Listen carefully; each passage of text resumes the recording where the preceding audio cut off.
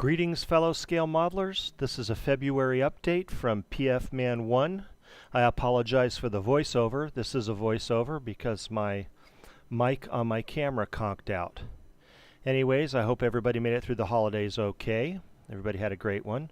I'm working on my 2 builds for Get Out of Your Comfort Zone group build by Chemical Barkus. And I just wanted to show everybody some of my recent acquisitions. I acquired several kits and a piece of safety equipment. I also went out and bought myself a new chair, but let's start with the kits. This is the Monogram C-47 Skytrain in 48th scale with paratroopers. I know I've seen some pretty nice dioramas using everything in there online, but had to have one because I was going to use it for a project. Well, I found what I really needed for the project, and what I really needed was this.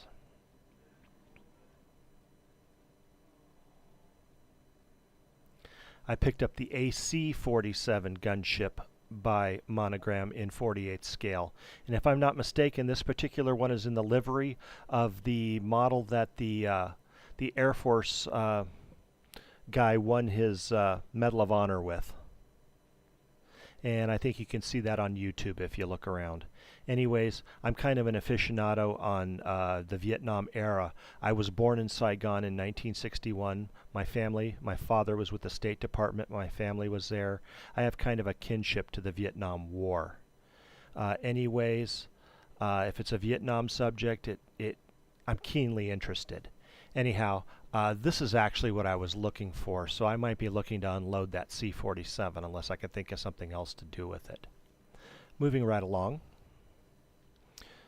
Oh, of course, Tamiya's Mitsubishi A6M5C0. Everybody's got to have a zero in their collection. I've been interested in the Pacific War of late, watching the Pacific on TV and watching World at War and all those other documentaries on Amazon and Netflix. Got me really interested in the war in the Pacific. So I'll be doing a lot of Japanese subjects throughout the year and next, as it just started to interest me. Never really interested in it before, but I am now. Okay, and then we got some heavy metal. Great big gun. The Striker 11M28 MGS mobile gun system. By the way, if you want any inbox reviews of any of this, just drop me a line. I'll be happy to let you know, show you the insides, do another recording. I understand this was in Afghanistan and Iraq. Anecdotal, and I've seen actual images online. Good diorama possibilities. They did take them with them. Meng's French FT-17 with the riveted turret as opposed to the cast turret. I think everybody's got one of these in either one or the other, and it's got really nice diorama base on this one, so this could be fun without getting too deeply involved in it. This could be a weekend build with a paint job. Seems kind of a nice kit. And I recently read a book about the Marines in Iraq, and I believe they were at Fallujah. Anyways, they were an LAV unit, and I believe they used these particular LAV-25s with the Service Life Extension program put on them. Don't know how late in time before they started the SLEP, but I thought I'd do it as a homage to that book I read. If you want the title of the book, drop me a line. I was reading it on my Kindle. I finished it about 2 or 3 weeks ago, but that might have some interesting diorama possibilities, especially as they were heavy support.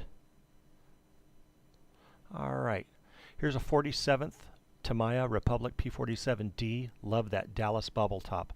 The only problem I had is I wanted a 48th scale. I did not want a 72nd scale. So if there's anybody out there with a 48th scale P47D and would like to trade for a 72nd, I'd be glad to trade you if you'd like to trade.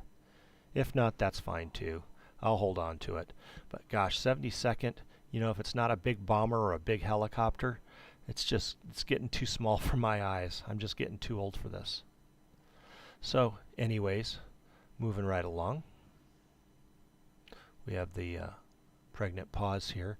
I believe the next one that's coming up is figures. They are modern Russian infantry from Zvezda. And I think I've seen some resin versions of these, eerily similar. Maybe not exactly the same, but similar. Anyways, as you can guess, I did pick up a couple of modern Russian pieces of armor that I'll be using those with. More figures.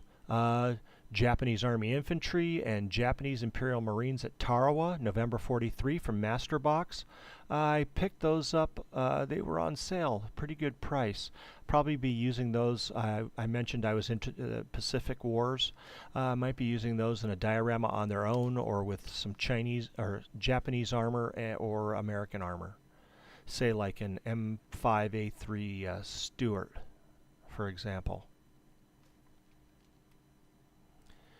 And here's an Oscar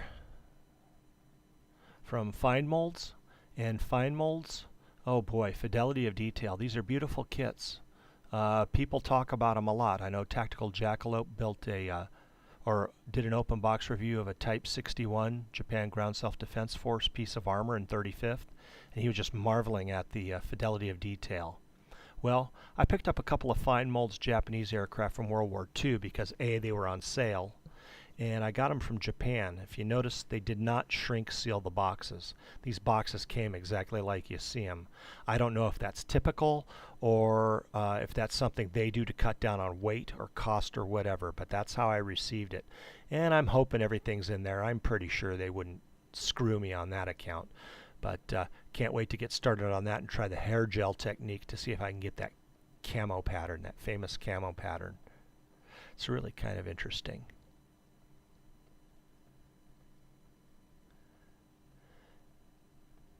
Gotta love Fine Molds. Anyways, moving right along.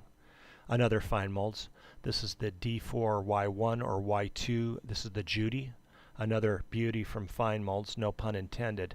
I just love the lines of this thing. It's nice and long and lanky. It's a big bomber. Kind of reminds me of the TBD Avenger or the Dauntless. You know, very cool, very cool. I thought I'd give that a shot too since it was on sale. I'll give it a look and see how we do there. Next up is the F6F5 Hellcat from Hobby Boss. What particularly interested me then in this kit was the kill marks on the side of the aircraft there. I know in a lot of countries they no longer include this because they're sensitive to those kind of issues, just like they no longer put swastikas on the tails of the German aircraft in Europe, sold in Europe. I don't know if that's true in England, but probably in Germany. Maybe Helmico Barkas can expand on that. But yeah, that looks like it's going to be a fun kit. Looks like he might be shooting down a Judy too, no less. Speak of the devil. Alright, next up we have the Fine Molds Type 97 Chiha with the 57mm gun in 35th scale. I like this one for not only the camo, but it's got decals for both Okinawa and Iwo Jima. So that'd be very interesting to see how those turn out. Those might even incorporate those in my diorama.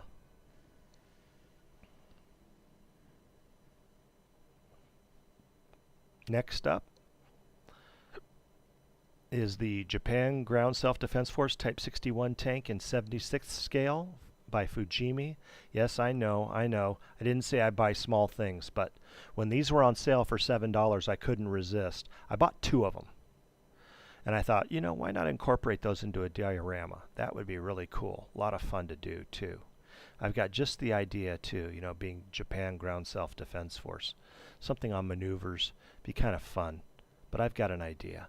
I think that'd be a cool kit to build. Moving right along. 700 scale Waterline Enterprise. I was inspired by Panzerman Bill's Enterprise build where he did the 1200th scale. I believe it was Revell of Germany build where it was being kamikaze attacked at either, I believe it was Okinawa. And this inspired me to do one in 700th scale, so it'll be kind of a homage to Panzerman Bills.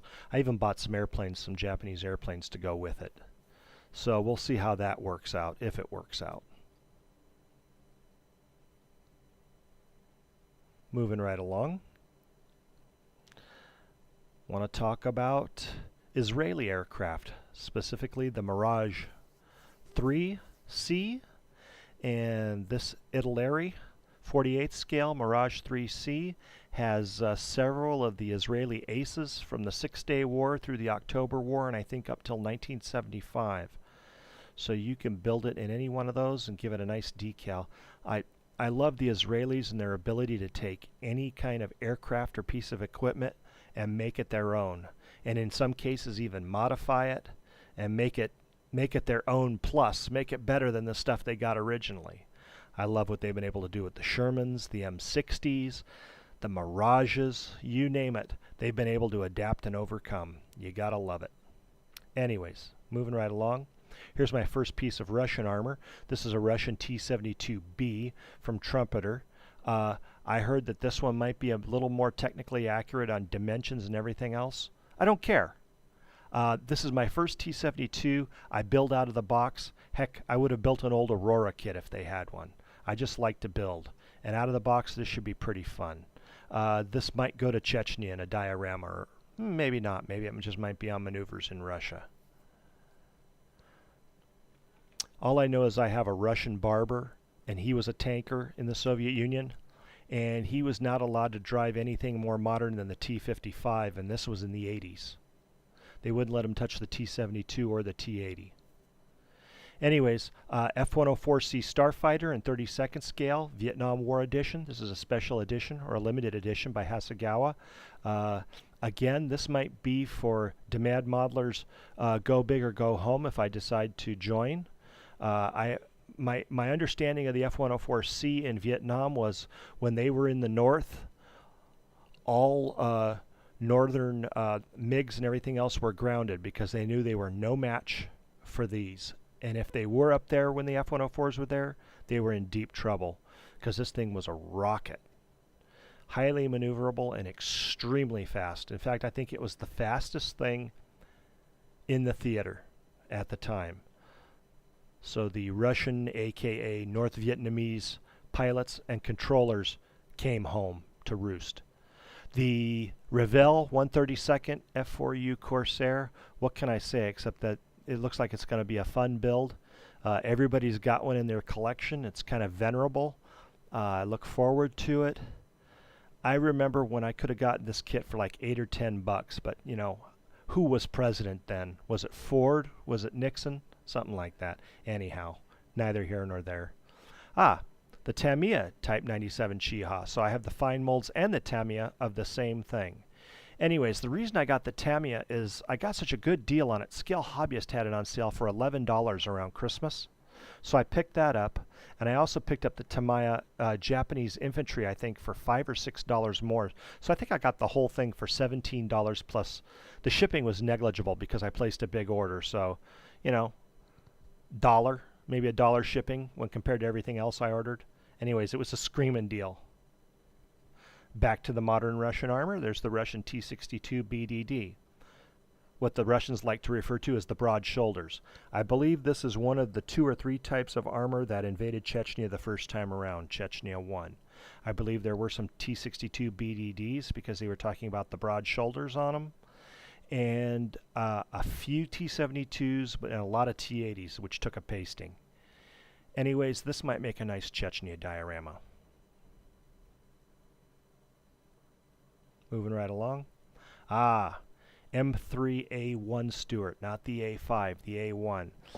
I got this because I was still thinking of that Pacific War theme, and they did have a lot of these in the Philippines before it fell in early '42. So I could either do it early war in North Africa, or I could do it early war in the Philippines with Japanese charging past it or whatnot. I don't know, it seems like a pretty neat idea.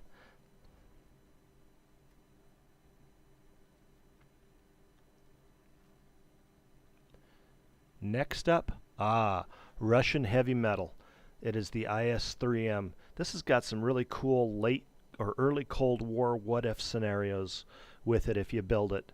And I understand they just came out with a T10, and that's the one I really want. I would really like to get my hands a hold of that T10 and build something, but neither here nor there. I'll eventually get it, but the price point right now is a little too steep. We'll see if the price does come down.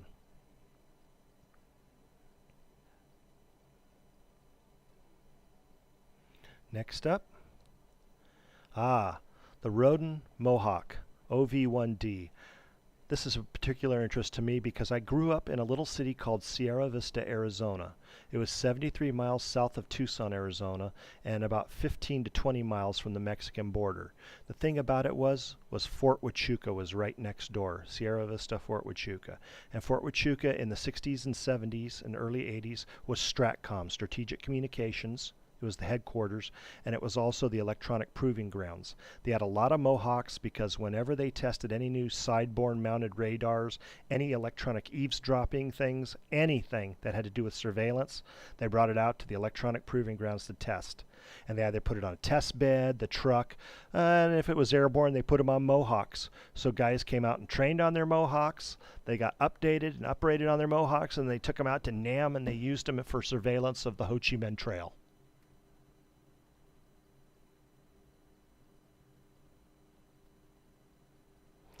Next up, the Leopard 2A6 Canadian. This one's a tribute to you fellas up north of the border. Hi guys. I got this and because I'm going to be building the Barracuda. I'll tell you right now, I want to do the Barracuda. And why do I want to do the Barracuda? Quite simply, it is the coolest tank in my book. It's cool factor 10 plus. Actually turn it up to 11 on the cool factor.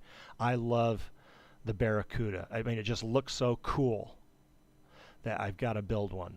And I don't care about dimensionality, accuracy, anything else. They put it out, I'm going to build them both out of the box. I'm going to build it right out of the box. And I'm going to love it. Coming up, little focus issue there. Coming up, the Leopard C2 Mexus. Now I bought this thinking that this was going to be the base for the Barracuda. Boy, was I wrong. I didn't think they'd send 2 A6s to Afghanistan. Apparently they did. So I got a Leopard C2 Mexus out of the deal.